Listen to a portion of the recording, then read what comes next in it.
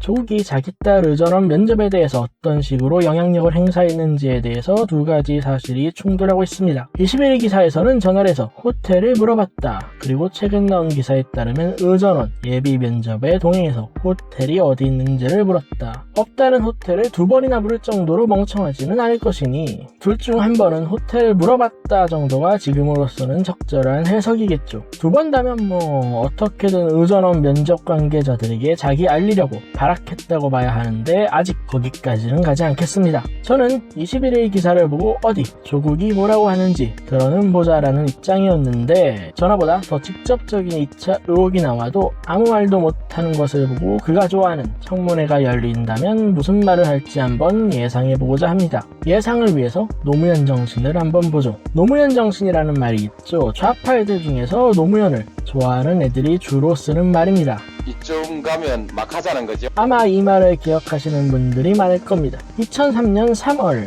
열린 평검사와의 대화에서 나온 노무현의 유명한 말이죠. 그리고 그 말이 나오게 된 배경을 보면 노무현 당시 대통령 후보가 2002년 4월 11일 부산지검 동부지청장에게 전화를 합니다. 민주당 지구당 위원장을 보낼 테니 얘기를 들어보라는 것이 통화의 주된 내용이었습니다. 중앙동아가 동년 4월 29일 전화를 받은 이병기 지청장으로부터 확인한 내용에 따르면 당시 이병기 씨는 이에 대해서 노무현이 보내는 사람이 안 왔으면 좋겠지만 보낸다면 만난다는 답을 했다고 합니다. 노무현이 보낸 사람이 왔고 그 사람은 유흥업소 단속으로 적발되어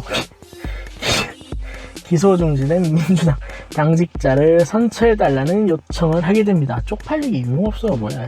이병기 지청장은 해당 요청에 대해 사건 내용을 검토해보니 선처해줄 사안이 아니라서 요청을 거부하게 되죠. 노무현은 평검사와의 대화에서 유명해진 이쯤 가면 막 하자는 거지요 라는 내용에 이은 청탁전화가 아니라는 말을 하며 검찰은 말 한번 들어주는 것으로 넘어가는 것이지 검사도 영향을 받지 않았다고 생각한다 라는 희대의 개소리를 하게 됩니다. 이게 왜 개소리냐면 노무현이 후보 시절부터 부르짖던 말이 무엇입니까? 검찰에 대한 개혁이고 독립성의 보장입니다. 노무현이 검찰 집단을 바라보는 시선은 정치인의 청탁을, 그것도 대선 후보의 청탁이 있다면 그에 대해서 정치적 판단 혹은 개인의 이득이 실체적 진실보다 앞서는 집단이었다는 것이 노무현의 판단이었고, 그래서 노무현이 검찰이라는 집단을 믿었다는 것은 그의 평소 언행으로는 말이 되지 않는 것이죠.